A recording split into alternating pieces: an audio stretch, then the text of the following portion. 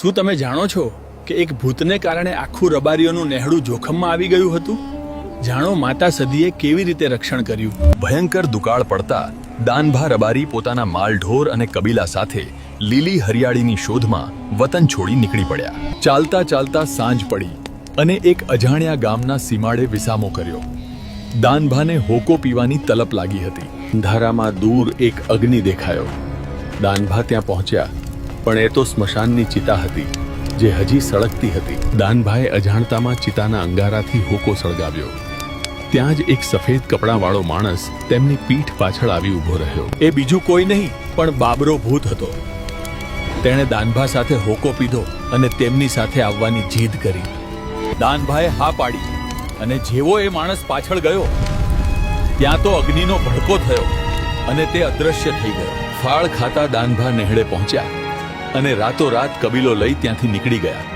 પણ બાબરો ભૂત તેમની સાથે વળગ્યો હતો.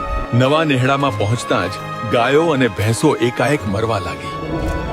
આખા નેહડામાં બાબરા ભૂતનો ફાળકો ફેલાઈ ગયો. એક રાત્રે દાનભાને સપનું આવ્યું કે બાબરો ભૂત ગાયની ગરદન પર બેસી તેનો જીવ લઈ રહ્યો છે.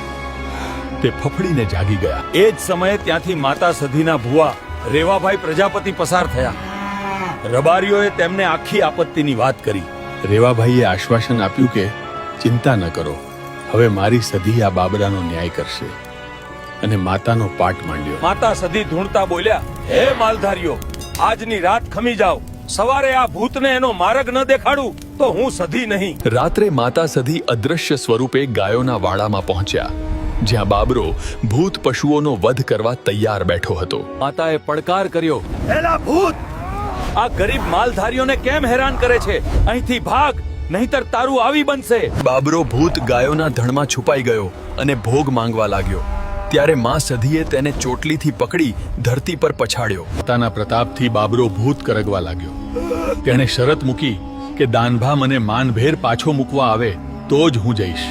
સવારે રેવાભાઈના કહેવા મુજબ દાનભાએ શ્રીફળ લઈ આખા પરિવાર અને પશુઓ પરથી વારી લીધું. દાનભા એ જ સ્મશાને ગયા, હોકો અને શ્રીફળ મૂક્યા અને બાબરાને ચેતવણી આપી કે હવે ક્યારેય પાછો ન આવતો. માં સધીની કૃપાથી નેહડો બચી ગયો અને સુખ શાંતિ છવાઈ ગઈ. ધન્ય છે મંગા સધીની શક્તિને. જય માતાજી. આવા જ પ્રાચીન ઇતિહાસ અને માતાજીના પરચા જાણવા માટે એન્શન્ટ એક્સપ્લોરર ઇન્ડિયા ચેનલને સબસ્ક્રાઇબ જરૂર કરજો. જય માતાજી.